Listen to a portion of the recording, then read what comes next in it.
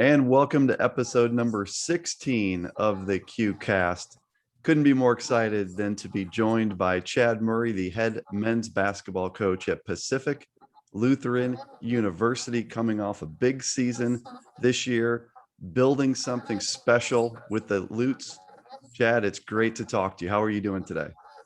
Really good, Bob. Thank you for having me. Appreciate this. Yeah, this is something I've been looking forward to. You're the second head coach from the Northwest Conference that I've had on, so that's pretty cool. Give people more exposure to your league. We were joking off air that it seems like we should have met somewhere along the way with some of the stops that you've had, especially your stop in the CCIW. And so we'll talk through some of that. But Great. let me just start out by saying, how are you doing with the pandemic season, where we are now? We'll get into your team and how this year went in particular, but how are you doing? Surprisingly well.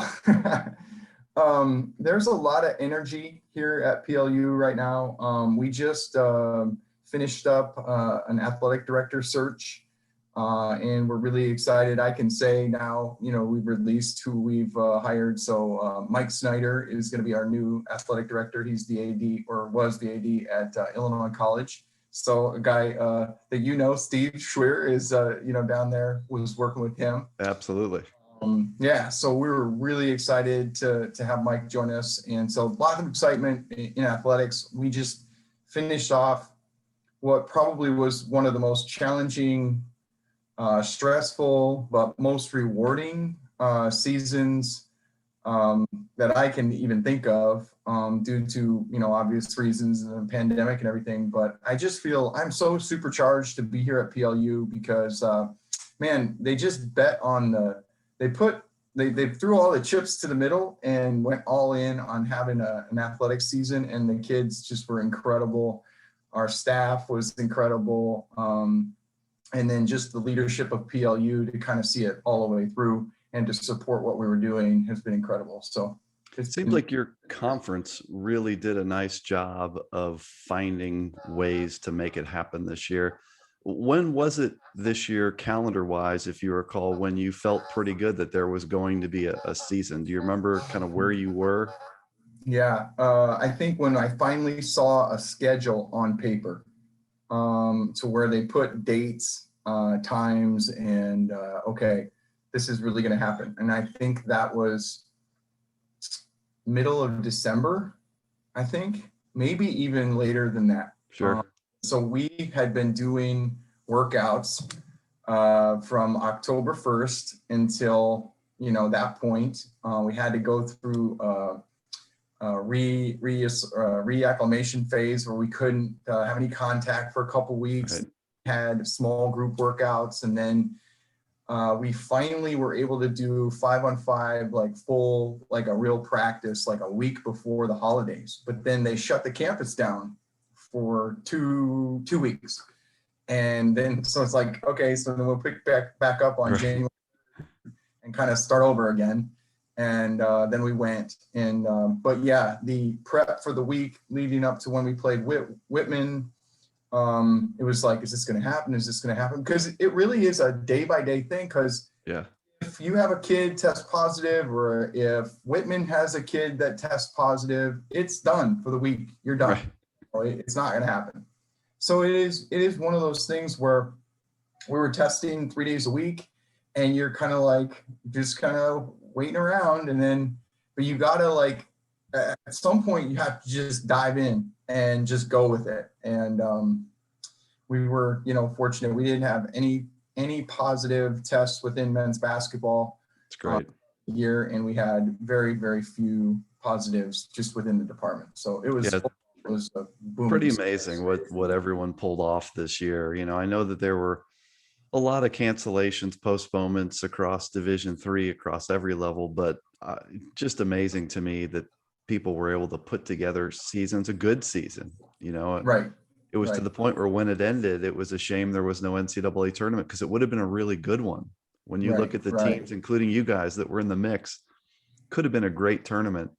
And I don't know that I expected that back in, I don't know, as late as December. I was like, are we really going to have a season come January? And I was pretty skeptical at that point.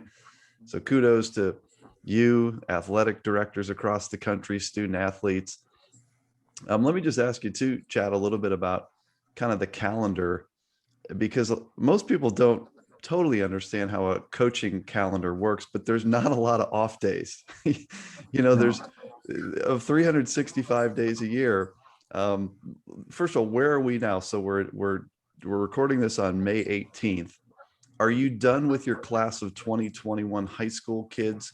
Are you still working a little bit there, or where are you at in recruiting?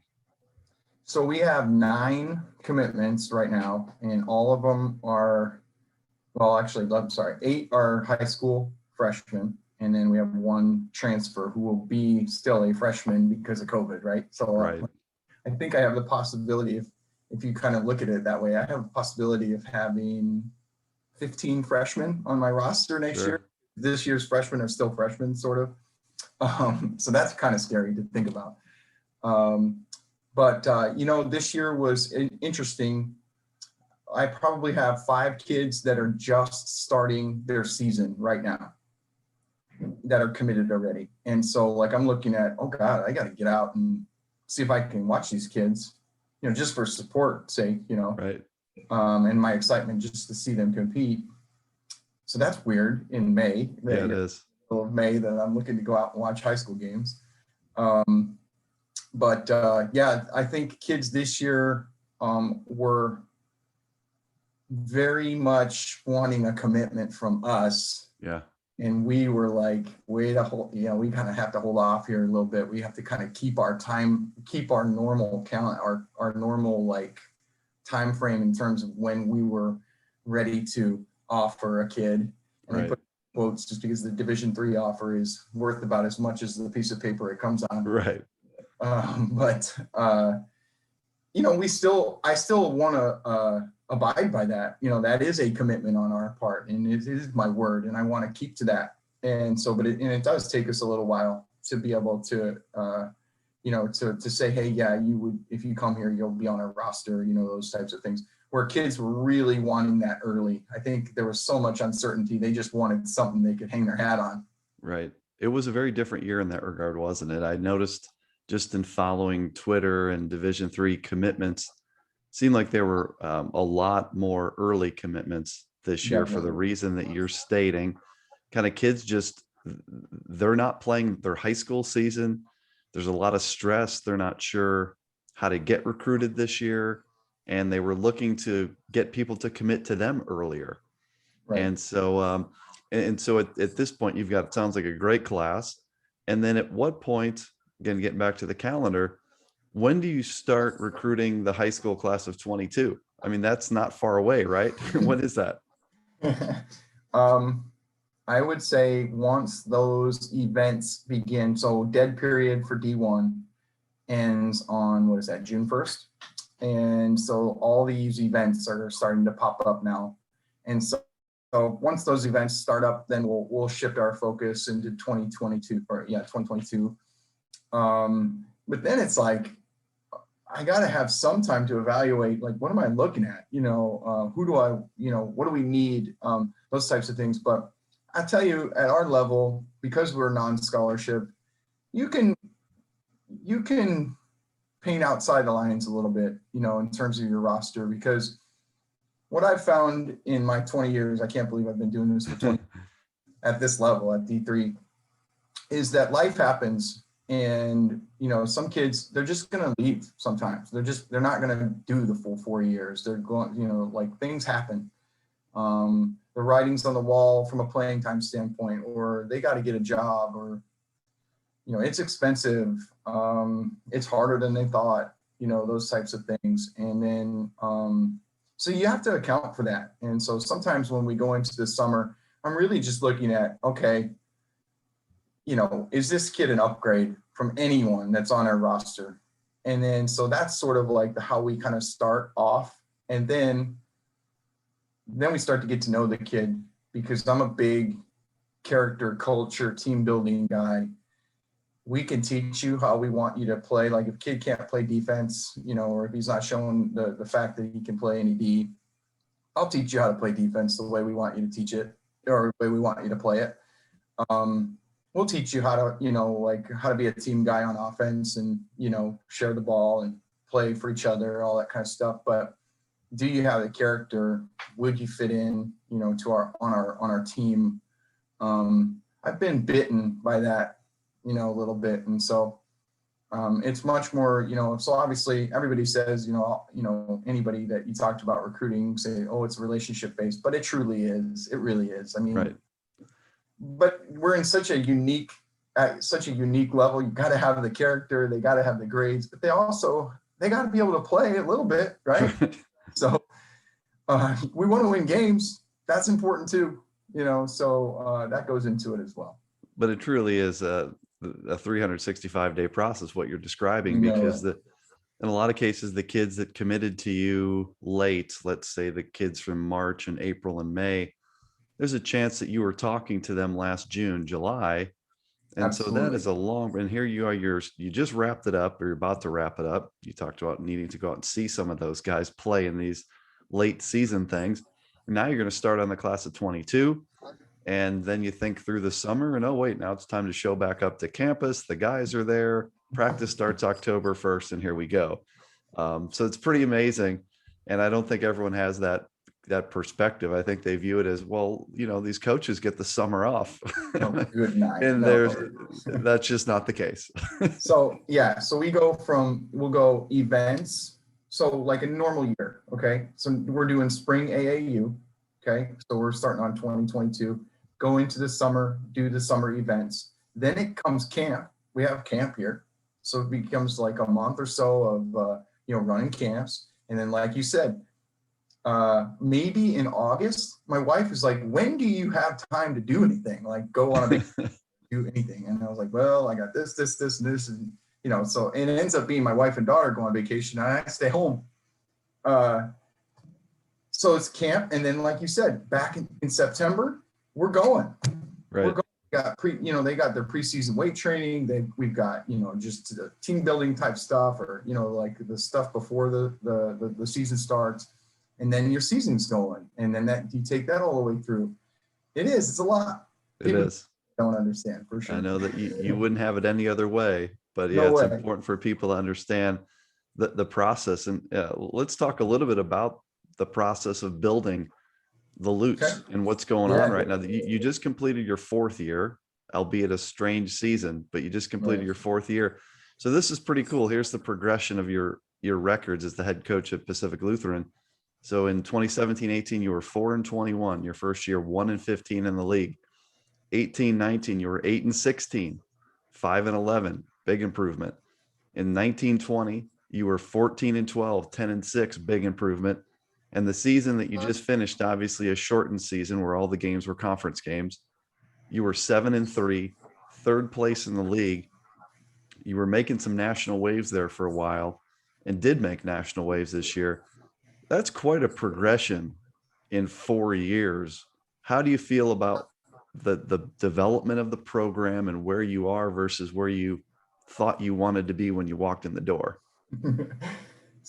I appreciate that. I'm really proud of the fact that we've been able to show tangible improvement every year. And I'm also really pleased with how it's been small, incremental improvements. And so we have not sacrificed sort of our core belief system in order to take a gamble on, this kid, oh man, he's a, high flyer, he can, really shoot it or whatever, but he's kind of a questionable student. And, I'm not sure how, from a chemistry standpoint. I'll tell you why I think we've been able to make this progression. We've really hit on some key transfers. And I build our program from freshman up. But here at PLU, which was different than my experience at Cornell, we're pretty transfer friendly in that we still offer competitive financial aid. They accept classes, so their credits aren't out of whack when they transfer. If they get their associate's degree, they're coming in as a junior, so we'll take everything. But if you're going to bring in a transfer, that kid needs to play and he has to be able to help you. Plus, my big thing is if you're going to bring in a transfer, he has to be over himself. So he can't come in with this grandiose, hey, I'm doing you a favor type mentality. That's a big one, isn't it? He has to understand, hey, I'm a D3 guy and I just want to be part of something. And I want to be a part of something where I'm with like-minded people. And I know this because I played junior college. You're on a team with 14 other guys, you got 14 different or 15 different agendas. And when you come here though, it's all for one, it's one agenda, and that's a prerequisite for our program. And so we've done a great job, of picking the right guys. And as we've gone through the 4 years, we've lost each year. Well, my first year, oh my gosh, we lost a lot of kids from that first recruiting class. The second year, we lost a little bit less. Third year, a little less. And then this last year, we only lost one kid. So the right guys are leaving and the right guys are staying. And I think now we're getting to the point where we've had kids here for 4 years. I'm feeling better about what is successful here at PLU, who I really want to coach, and who will really thrive in our system and how we do things. How hard is it, Chad, to stay true to your outline, your plan, your culture, program, whatever we want to call it? And what I mean by that is it is a results-driven business that you're in. I mean, you're in a profession where there's a scoreboard and there's standings and there's a record, and the desire to get from 4 wins to 9. I mean, that's a big deal to see that. But there's got to be a lot of temptation to veer off the mold a little bit. I've seen that happen, in Division III, where you got a great coach who's building it and doing it the right way. But there's this kid that I can get, there's this transfer, and he probably doesn't quite fit within the program potentially, but you gamble and it doesn't pay off. I mean, how tough is it to stay true to your game plan as you build this thing? Yeah. Great. That's great observation. And I think, you're constantly we're in an environment of comparison. This guy did it this way. Well, I'm going to try that. Well, I'm not that guy. And so he may be able to handle something like that. And I might not want to do it that way. And I've also done what you just said. With my time at Cornell, my third year, so we did the exact opposite of what I've been able to do here at PLU. We did the opposite at Cornell. So my first year we were 15-11. My second year we were 8-17. My third year we were 3-22. Something's not going right. And so my third year, I took a chance on a couple of kids, and I said, well, our culture, we'll get him here and we'll turn him around. No, it didn't happen. He and them and my inability to manage that just put it to a crumble, and boy, did I learn a lot, from that experience. And so and then just diving into culture, learning about it, what it truly means, and then just being as patient as we possibly can. And I think, again, I align with how I want to do things, aligns really well with what PLU is all about. And so I think there's an institutional fit here for me. And I think you'll find this more at Division III than you would at maybe higher levels. They'll give you time, as long as you're doing your best to retain the right kids. Our kids get great grades. We don't have any problems off the court. Knock on wood. And we are showing improvement. And so I mean, the last few years I've gone all in on the character game, and I'm going to bring in a bunch of guys. And I say this in recruiting, I need to get guys I can lose with first before we can win. And that means basically we're not going to have a bunch of jerks in our program. I'm going to have a bunch of guys that I year round and that we want to work hard for each other. And once we can get that, then it'll translate on the court, because it just gets to the point where talented kids want to be a part of this because they just see how rewarding the experience can be. And we're getting there. You make a great point about Division III typically allowing more time for a coach to build. And I think that's pretty much because, in Division I, if you take a program like Kentucky and they start winning 3 games a year, you're losing a lot of money, and that creates tremendous pressure. Whereas in Division III, even the top programs, there's not a ton of revenue flowing in and out from this operation. And I think there is more appetite to truly look at, which is how it should be. How is the coach building this? Is he or she bringing in the right caliber of student athletes that fit the campus culture and the school? And so that is one of the million great things about Division III is I think there's proper perspective.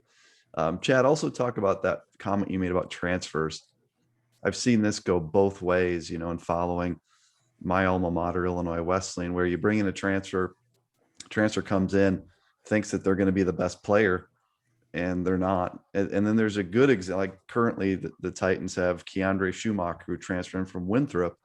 And Keandre was probably the 6th man this year towards the end of the year, accepted that role, comes off the bench, plays hard, has turned out well. Those transfer situations can go either way on you. How do you handle a transfer when they walk in the door to make sure it goes the right way?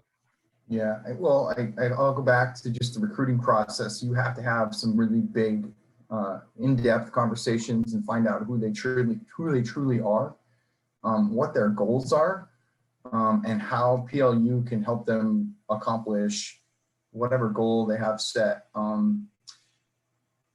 It truly is about there has to be some humility, there. I use the term, bringing in guys who think they're doing you a favor by being here. They feel like, oh, well, I'm going to come in and I'm going to, do this, that, and the other. And these guys are good. They're good players. Right. And people don't understand that until they get here. And so I definitely think, there's some preliminary conversations. I do think transfers just take a while. So they're constantly, right. in their situation. And, so I do think you have a little bit longer of a recruiting process that you go through with those kids. And then once they're here, like I said, that you have to really understand where they're going to play. And be really honest about, okay, here's how I see this going for you with no guarantees. And I tell them, I said, you don't want me to guarantee you playing time. You want to earn it. I mean, let's be honest, a lot of us, we want to earn what we get. And so, it's just those really in-depth conversations. But then I also think that there's high expectations on a transfer. I expect leadership from them. One of the things I like about transfers is they've already been broken up with. So I don't have to. That's a great point. That process. Right. They've been away from home. They've ridden in vans. They've gone to Wendy's after games for their post-game meals. So they don't have huge expectations. They barely have a sweatshirt or a t-shirt from their time, right. Whatever place they've been, if it's a junior college kid. And so, they get it. They understand it. And so that when we get them here, I think, we've got an awesome situation here. Like the program's very well supported. I'm able to get them a lot of gear. I'm really big into program pride. I always want our guys wearing PLU basketball stuff. I want this to be special. And so, I think there is an added commitment. They see that commitment from me every day. And, again, if you get a guy with the right mindset, you can not skip steps, but you can speed them along a little bit. Great points. Yeah, it can go either way, but boy, when it goes well and you get that scholarship level kid that comes in and is willing to be a team player, that can be a real difference maker for the program. Let's talk about your season this year. You guys really had a great season. You started out 5-0. You beat Whitman twice, which to me is a huge deal because Whitman has been atop the Northwest Conference for many, many years now. So like when when I see a scoreboard page and it says that Whitman lost, that's a big deal. You know, I don't, whether they're in a little bit of a rebuilding year or whatever, that's a big deal. You beat Whitman twice, you beat Puget Sound twice, and then you have 2 against Whitworth. You win the first one, so you're at 5-0 at that point. You lose to Whitworth in the second one there, so you're 5-1. And at that point, you know, I looked, and there were 2 different weeks in the poll, the D3hoops.com top 25, which was the top 15 this year. So really hard to get ranked because it's just 15. You were 1 poll point away from cracking the top 15 twice. I think like one of the times you had 19 poll points and it took 20 to get in. 2 times you were a point away. Now I know that the poll doesn't really mean anything. It's literally not used for anything that matters. But were you aware that you were knocking on the door of being in the poll? And if so, did that mean anything to you and your staff and the program? Sure. I'd be lying if I said I did not know that. Yes, it mattered to us to a certain extent because we've never done that here. Sure. And so it was another thing that we could knock. Like when we beat Whitworth, it was the first time since 2006 that they'd beaten them. It's a 32 game losing streak. So right. Just did that is big. And then cracking the, you know, even others receiving votes, or if we were able to get in there, it's just something that, again, like we know it doesn't matter per se, but it matters to our alumni. It matters to our donors. It matters to the campus because it gives us something to talk about. It's something positive in this year of negativity. So yeah, I mean, we were all for it, but then I'll tell you, when we were where we were that close, I used that as, hey, okay, that just gives us more motivation. Just take care of business. Just take care of business. Just stay present with what we're doing. Like, you know, like our, you know, one of our core values is humility. And okay, yeah, you're pretty good, but you're not that good. All right. So right. You know, there's a handful of other schools, and I always would preface it by, you know, this is a weird year, guys. You know, like let's just do what control what we're capable of controlling. And it was just one of those things where it was kind of nice because it did give me a weekly subject to kind of talk about and just to use as a way to kind of, you know, hammer home some of our core beliefs and stuff like that. And it's a good reminder for the guys at D3hoops.com, Pat Coleman and Gordon Mann and that crew, you know, how significant the poll is. It does matter. And I think they were confused this year as to what to do with the poll with the crazy season. Like, I think there was some question whether or not they were going to do a poll. And I think they quickly decided to do it. And I'm glad that they did, because like you said, it meant something to your campus that you're knocking on the door of getting in there, and it helps get you on the radar. And it just means a lot to a lot of people, even though it doesn't count for like selection or seating or anything like that. Let me ask you, Chad, a little bit. Let me go back to what you mentioned, your background a little bit. I'd like to take a step back, and you were the head coach at Division III Cornell in Iowa for 8 seasons, I believe. Do I have that right? 8 seasons? Yeah. Yep. I think the more I'm around coaches, the more I realize kind of how much they learn at each stop along the way as they go. There's not that many coaches anymore that are somewhere for 35 years. You know, like Denny Bridges at Illinois Wesleyan, that doesn't happen really anymore. Even like Gray Giovanni at Augustana, who was there like 20 years. I think now the path is assistant coach, head coach somewhere. Maybe there's another one you can get. What did you learn in those 8 years as a head coach at Cornell? That was the first time someone handed you the keys. What did you learn in that period of time? Okay, so we only have about an hour here. So, so I go from being Todd's assistant at North Central to Cornell. It took me those 3 years. So again, 15 and 11, we start off 9-1, Bob, my first year. I'm thinking, oh man, this you're the guy. Sweet, man, I got this. You know, thank you, Todd. This is awesome. This is easy. Okay. We were 15 and 11, probably should have been 18 and whatever. And the sole reason why we were 15 and 11 and not better was me. was not my players. I did not handle that very well at all. And you had Matt Lewis on a while back, and Matt is such a good friend. And I learned more from Matt than Matt definitely learned from me. And so Matt is so gracious when he ever has to speak, when he's ever on a clinic or, on something like this, he always mentions me, and he's so gracious in saying that, I was such a great coach. Well, that is so not, I to him every time I see him because I was so bad. But after that third year, I had a very difficult yet honest conversation with my athletic director at the time, where it could have been, hey, Chad, we're going to move in a different direction. This obviously isn't going the right way. And I showed a willingness to change, to do something different. And I look back, gosh, that was a tough situation and very difficult to deal with, but it was the best thing that could have ever happened to me. And it's one of the reasons why I'm here. I thank John Cochran was my AD at the time. I text him every October 15th and tell him thank you and show my gratitude to him for keep sticking with me and allowing me to grow, as we mentioned before. Because it's easy in this business, like you said, it's easy to just be like, this guy's not working out, we'll just go get another guy.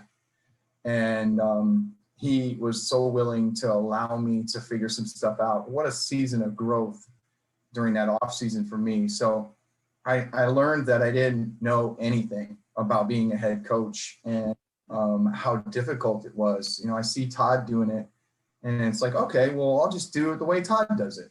Well, I'm not Todd. I don't have that cachet that Todd has when he walks into the gym. Todd has an unbelievable presence about him. And so when he walks in the gym, it's like, okay, we're about ready to go here. Like, let's straighten up and fly right. When I come in the gym, it's different. I'm not him. I don't have Final Fours and 20 years and, for experience to kind of fall back on. And so my first 3 years, I just was like, well, we'll just run Todd's system. It'll work. Works here. Will work. Well, what if I don't have the players that Todd had? And what if I don't have the size that Todd needs to run his system the way it's supposed to be run? All right, what if I have a bunch of guards and I need to get up and down the floor? What am I going to do? So it took me a little while to figure that out. I view those 3 years, my first 3 years, as my JV years. Those are my JV years. And so then I start trying to figure some stuff out. And I'll tell you, I went down to University of St. Louis when Jim Cruz was there. And he was, I think this was his interim year when Coach Majerus passed away.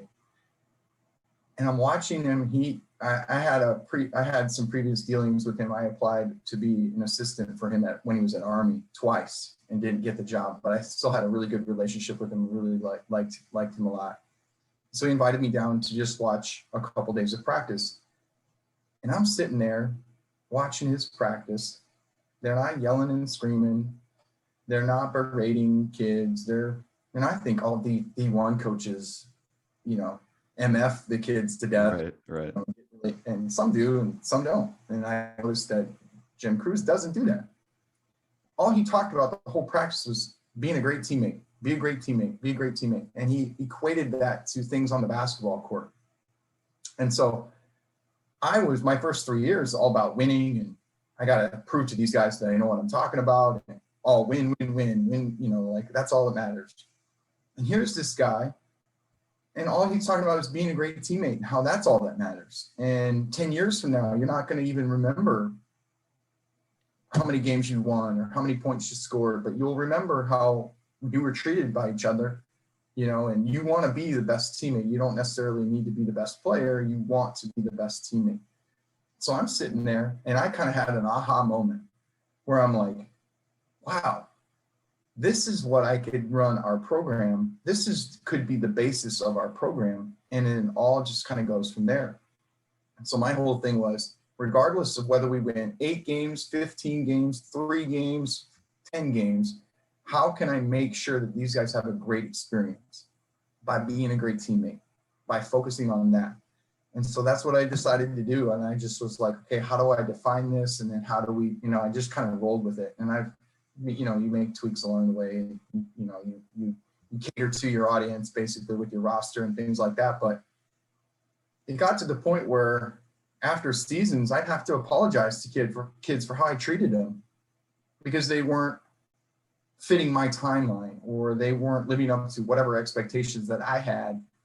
And I was almost like holding them accountable for my goals and dreams and aspirations when they have no idea what my goals and dreams and aspirations are, and they shouldn't care about that. It's not about them. So I think it was all an ego thing. It was all about me. And so it's like, I got to make it about them. And that's not a clean process. That takes years to wash away, some of that kind of stuff.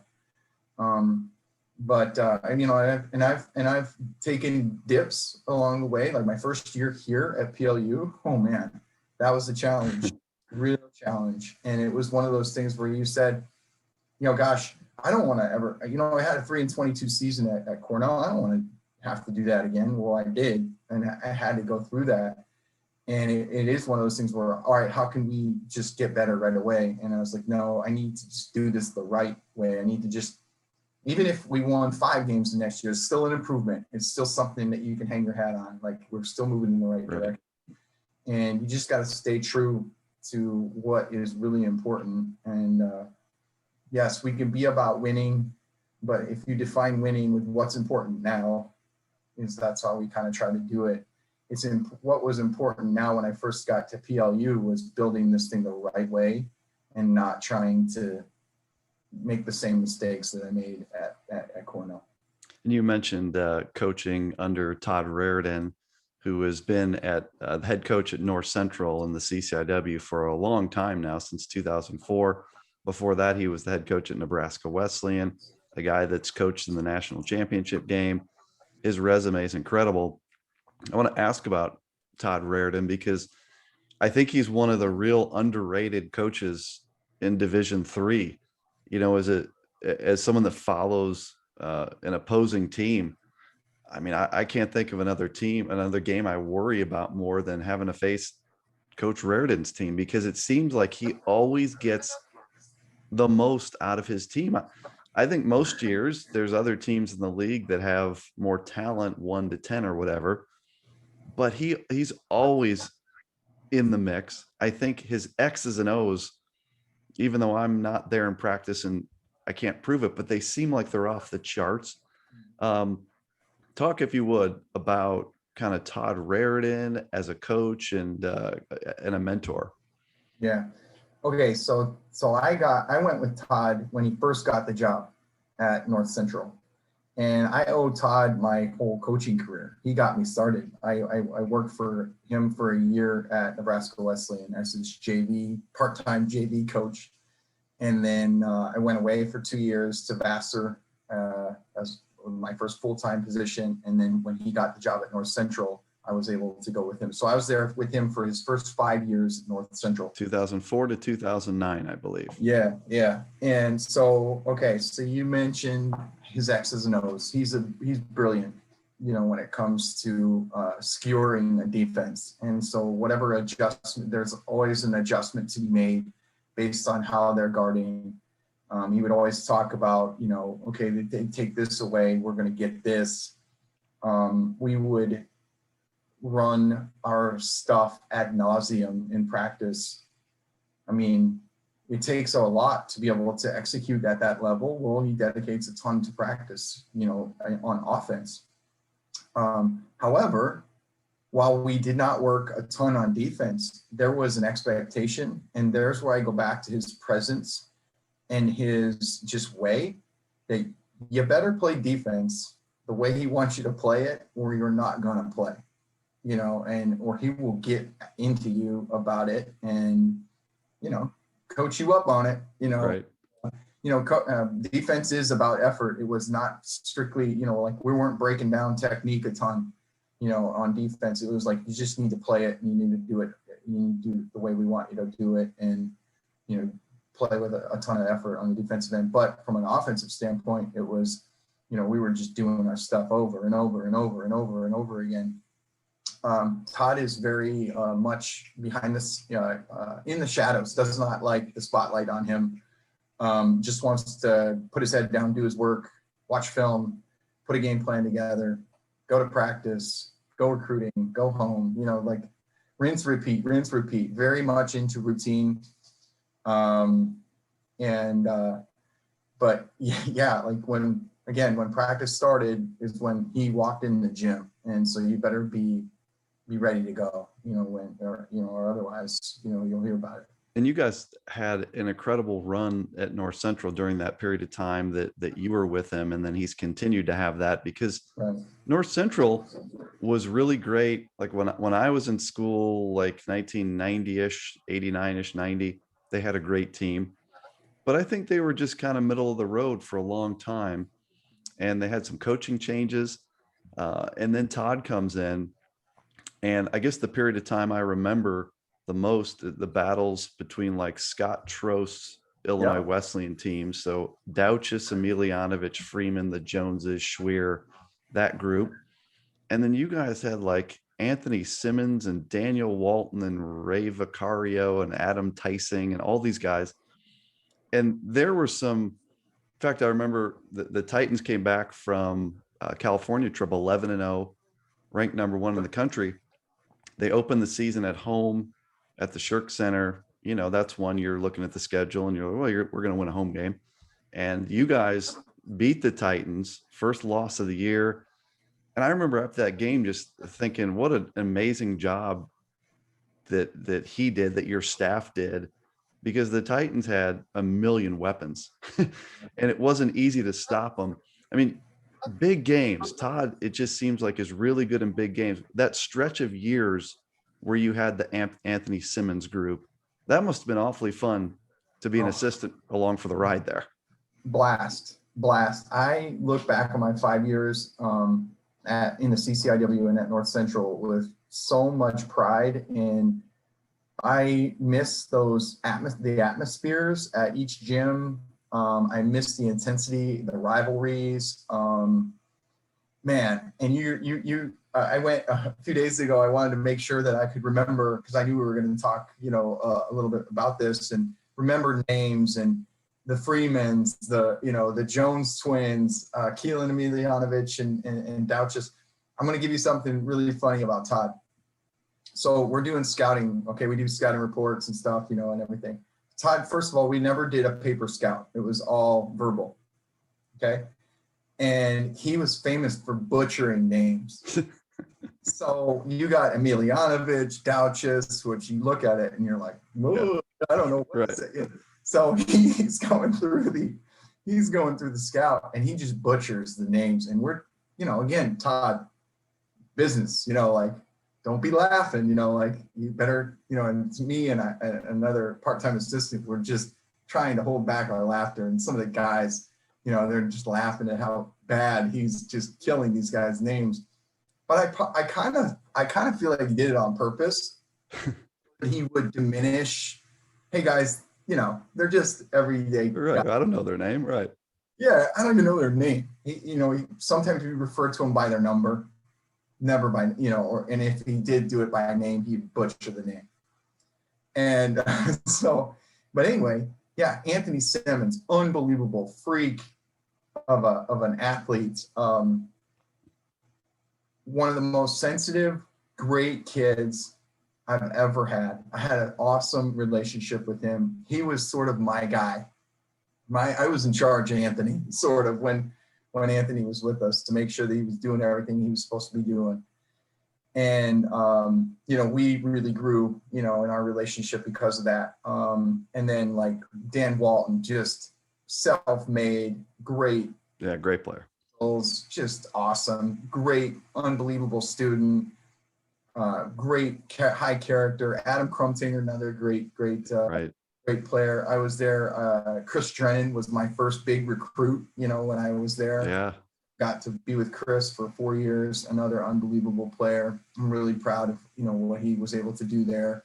What was it like coaching in the CCIW? Because that's I think the league you're in now is really good. And that's what we're going to talk about next is the Northwest Conference.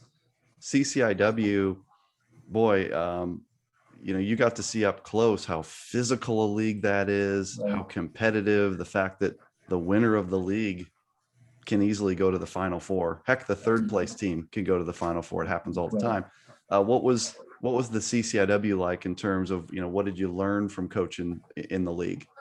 Yeah. So I was coming from Vassar, which is more like along the academically like the NESCAC, Yep. but nowhere near from a athletic standpoint or talent standpoint. So kind of got my tail kicked in, a couple of years, but it was great for me because I learned what being a Division III assistant was all about. It's washing dirty uniforms and just doing what you had to do to get on the floor and coach kids. So then I go to North Central and I'm thinking, gosh, this is like the Big Ten of Division III. And man, these are, I look at the rankings and there's, like you said, at least three schools ranked every single year. This is big time, like these kids are, the Kent Raymonds of the world, like they could play easily at Division I, but they want a different experience. They want that Wheaton experience. Okay. And, so just a really high admiration for the talent and the players. And I just felt so fortunate to be able to be, mentoring those kids and trying to, get to know them, help them through their process. And I think that was my main job for Todd. Like, I think he made no bones about the fact that, like he wanted me to handle the relationship piece and sort of the, I don't know, the other parts of the job, the admin stuff, obviously recruiting for sure, but then just try to keep things out of his office so that he could focus and really hone in on the basketball and do what he does really well. And so again, from, my experience with him as an assistant coach and then my time as a head coach, like heck, if I was ever an assistant somewhere, I think I'd be pretty good because just understanding kind of what the job is and working for a guy. I wanted to make sure that Todd never had to ask me twice for something, because if he did, then it was taking time away from what he wanted, what him to do. So it was just really fun. Like I remember Dan Walton was so great. He had opportunities maybe to play overseas. And I remember I was like, okay, well, let's, he's like, yeah, that'd be great. I'm going to do this. And Dan hated the weight room. And he's like, he probably went about 3 weeks of working out and trying to get himself physically ready, and, for some, I don't know, it was some tryout or something like that. Comes in my office and he goes, Coach, I don't think I want to do that. I don't want to do that. I want to be in the weight room every day. I don't want to be in the gym every day. I kind of just want to graduate, get a job, get married, and have kids. I said, that's okay. Like it's okay for you to want to do that. And, so I was really able to spend a lot of time getting to know and, getting close with those kids. So I appreciated that a lot. There was some neat kids that we dealt with there.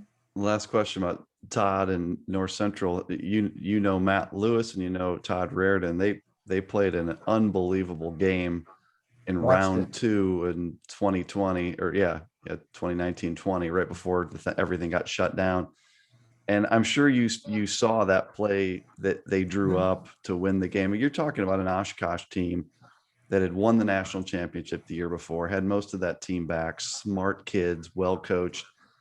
And that play that Todd drew up to win that game on that little bounce pass, which was phenomenal pass, by the way. I'm sure you saw that and you probably weren't terribly surprised that came out of that timeout. Is that fair to say? Oh, I guarantee they've won. It's not a new play. They've practiced it a zillion times. They understand, okay, if this guy's going to do this, then we do this. And they, like I said, they've worked on it ad nauseum. So very calm, very matter of fact in the huddle, so they're going to walk out of the huddle very calm. Hey, we've done this before. We've got the confidence to be able to execute that. Whereas if it were me, my hair would, I'd be pulling my hair out. I had to ask you about that because I still sometimes watch that clip and impressed by the way, just the X's and O's part of it and how people figure out how to get all the moving parts going the right way. Just a couple more topics I want to talk about your team this year, and then I want to talk about the Northwest Conference. So really this year you had a great player in Seth Hall, who was a 6'3" senior guard, 20 points, 6 rebounds a game. First question in this crazy COVID year with the waiver and all this, and I have no idea the answer to this. Is Seth Hall a guy that returns next year? Is he moving on with his life, or what happens next year for Seth? So Seth is one of those transfers that we got from Lower Columbia down in Vancouver, Washington. And so Seth is wanting to be a teacher. And so this year with COVID, he didn't get to do any of his student teaching. And he is a straight up baller. And so like, he's like, oh, I get another year to play basketball. Okay. So he's in. As long as you have me back. And I said, I think we'll have you back. Yeah, so he's going to come back for us. And really quickly, he's one of those guys where he came in as a junior college transfer. He has an unbelievable competitive streak, which can come off a certain way at certain times to certain people, where it took a little while for him to kind of like get into Sure. culture and our chemistry and everything, but I give him so much credit. He has molded himself into a Lute from JUCO days, and I call it scrubbing the JUCO off of him, and we were and he is the epitome of like competitiveness and how we kind of want to go about it. Like we just finished up with some spring workouts because we were able to do the individual contact days this year. And he was great with our new guys. Whereas 2 years ago when we first got him, he'd rubbed them the wrong way and he would really like torn into them too much, a little bit too much, where he was still not taking it easy on anybody, but being a great teammate. And so my challenge for him is be our best player and our best teammate. How can you do that? And he is really, really taken that well. And so I'm really, really excited for him to come back and be a fifth-year guy. So he's taking on that responsibility of, oh my gosh, now I'm a super senior, and so now I have an even greater leadership role, on the team. And you had a whole bunch of guys that contributed in big ways this year. And I think the rest of them, at least roster wise, have eligibility left. So I want to check in on these guys. So Jordan Thomas averaged 14 points, 8 rebounds, 4 assists. He's a 6'4" guard. Tyler Ashmore, 7 points, 4 rebounds, 6'5" forward, junior. Brett Williams was a 6'3" sophomore wing player, 7 points, 3 rebounds. Sean McCurdy was a 6'5" sophomore forward, 7 points, 4 rebounds. I mean, if you have all 5 of those guys coming back, I mean, with Seth Hall, even 3 or 4 of them, holy cow, do you have a nucleus to enter next season? Are all of those guys returning next year? Yep, all of them will be back. Yeah, the one senior or two seniors that played for us, Kelton Williams was our starting point guard for the last 3.5 years. He's going to go to grad school down in Arizona, down at Park University, Gilbert. They're going to pay for it for him. And so I told him, I said, dude, I'm not going to stand in your way. You need to go do this. Like I would never tell anybody to turn down a free education, especially grad school. And then Luke Worley is just going to go to school next year and just finish up, what he needs to do. The PLU offered what they call a plus year, and so they're offering tuition free, a tuition free year for kids that have been here their entire time, like 3 years or more. And so a lot of kids are going to take advantage of that. So Luke will get an additional minor and kind of just allow the job market to, kind of refresh a little bit. But, I think that he's just going to take advantage of just more time to be a student. Yeah. And if you look at your roster, then all things considered, in the season you had this year, where again, you beat Whitman a couple times, you beat Whitworth one time. And that kind of leads me to the conversation about the Northwest Conference. If you look at that league, so this year, Linfield finishes 8-2, Whitworth 8-2, you're 7-3. So you're right there. The year before, Whitworth and Linfield were 14-2. And then you go back 4 years before that, it's Whitman, and Whitworth is always second, and Whitworth won it back 4 years ago. It is a great league. Most people don't know a ton about it that don't pay attention, because your games are starting when everyone else is going to bed, and that kind of thing. And you're just, the geography of Division III is what it is. You're kind of isolated up there in the Pac Northwest. But Whitworth and Whitman have been national powers for more than a decade now. And you're trying to get in the mix. And you did that this year. You return all these guys from a team that proved they could do it. So what's it like heading into the Northwest Conference next year with what you have and having to face Whitworth, Whitman, Linfield, Puget Sound, the whole gamut there? Yeah. What an awesome challenge. Great way to keep our guys focused in the spring. And because, basically we just tried some stuff out and see if we liked it, and if we want to do it next year, from an offensive standpoint. Linfield is going to be incredible. Dempsey, Rogenbuck's coming back. Yeah. Max Loman's coming back.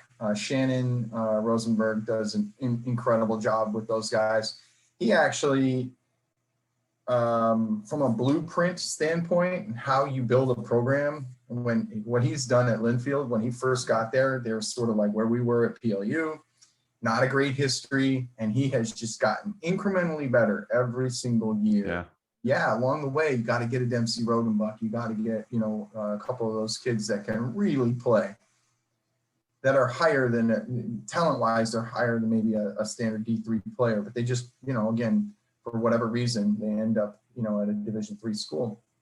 And he's just an unbelievable guy, and kids love playing for him. And then you look at Whitworth, and I mean, they've won more Division III games in the last 10 years than any program. Yeah. And so it's like, who wouldn't want to be a part of that? And so like, it's just like, and again, Damien's done a great job of keeping it going and maintaining, that culture that Logie built there, because I mean, Damien was there with him, so he has a huge, he's a huge factor in that. So, I mean, in terms of how they go about it, you can just tell with those two teams that there's a ton of program pride, and it means something to those kids to be a part of that program. And so I've said, guys, just look at the way they carry themselves. Look at the way they go about it. And what an education we got last year. My team was the new kid on the block coming in and locked up a 4 seed, going to Whitworth. We think, oh yeah, we competed really well. They just blew the doors off of us because it was go time for them. They had been there before. They didn't have a big celebration when they qualified for the conference tournament. We did. because guess what? That was our goal, to qualify for the conference tournament, and we hadn't done it here. And so I'm a big believer in celebrating like crazy when you accomplish what you set out to accomplish. And so we did. We had a big room. It was awesome. Great atmosphere within our locker room. But at Whitworth, that's old hat. They don't celebrate that. They'll celebrate when they win the conference tournament and when they, progress in the NCAAs. Yes, for sure.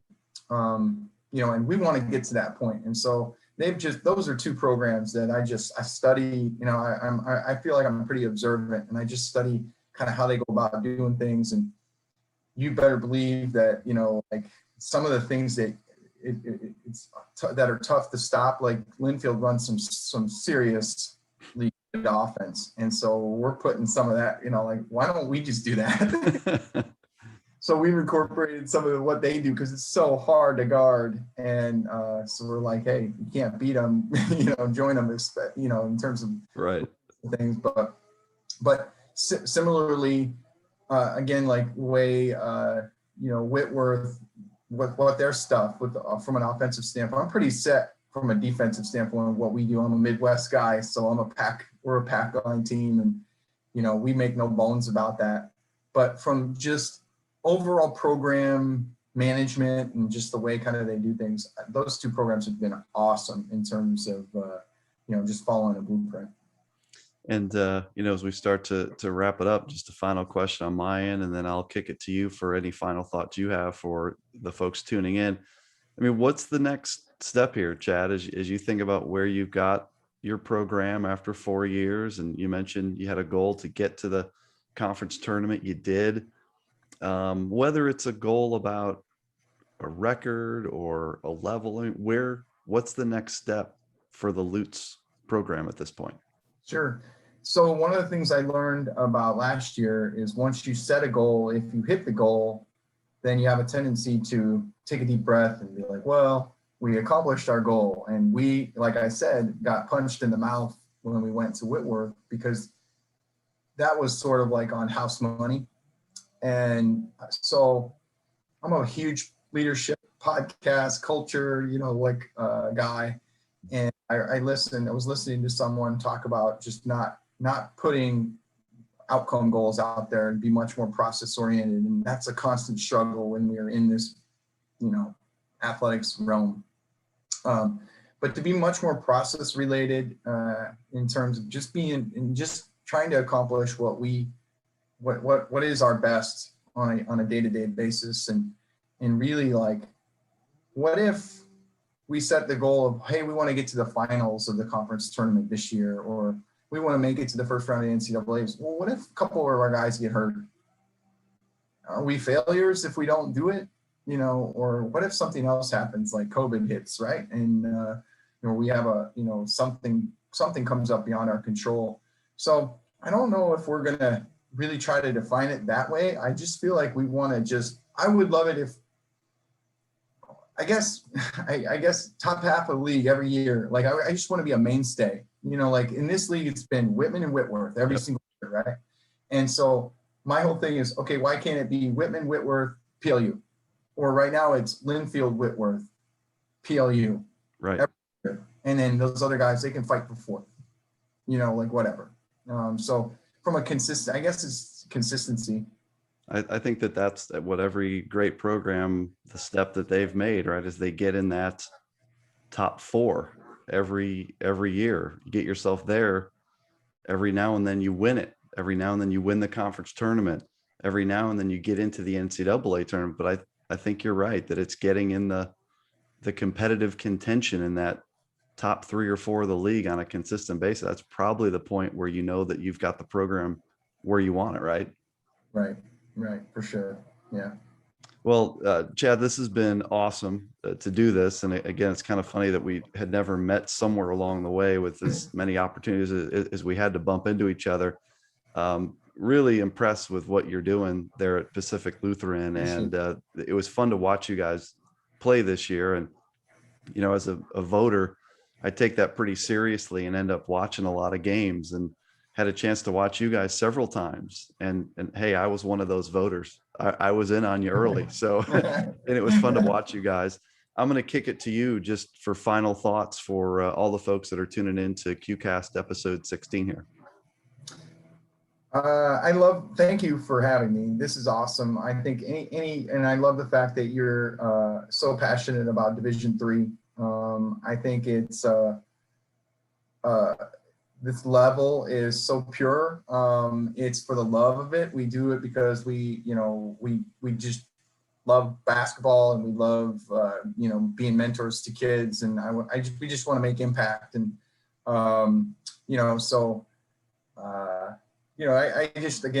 just appreciate this a lot, and hope that people take the time to realize, it's funny. I was listening to a podcast the other day. The Hartford head coach was on a podcast, Slapping Glass, and those two are Chapman graduate, and I'm a Chapman graduate too. So I know those guys, or I know Dan.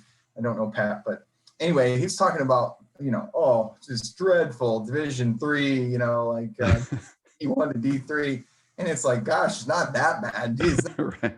Here. But I get it. I understand, man, there's a lot of, you can take a lot of joy from this if you have the proper perspective on things. And it's a great level. And we're setting these guys up for success. And yeah, maybe they're not going to be professional basketball players, but we're using the game to prep them for life. And ultimately, whether you're Coach Cal or Coach K or Chad Murray at PLU, we're all trying to do the same things, I think, in the long run. Well, so we'll certainly be watching, and you've got a lot of people's attention now, and I you've made appreciate the that. Northwest Conference a lot more interesting. That's for sure. Chad Murray, the head men's basketball coach at Pacific Lutheran University, has the Lutes rolling. An exciting year next year with a loaded roster, basically all returning to face the big boys in the Northwest Conference and the chance to become one of the big boys. Chad, thank you so much. Congratulations on all your success. And most importantly, we look forward to all your future success. Appreciate your time today. Hey, thank you, Bob. Appreciate your time as well.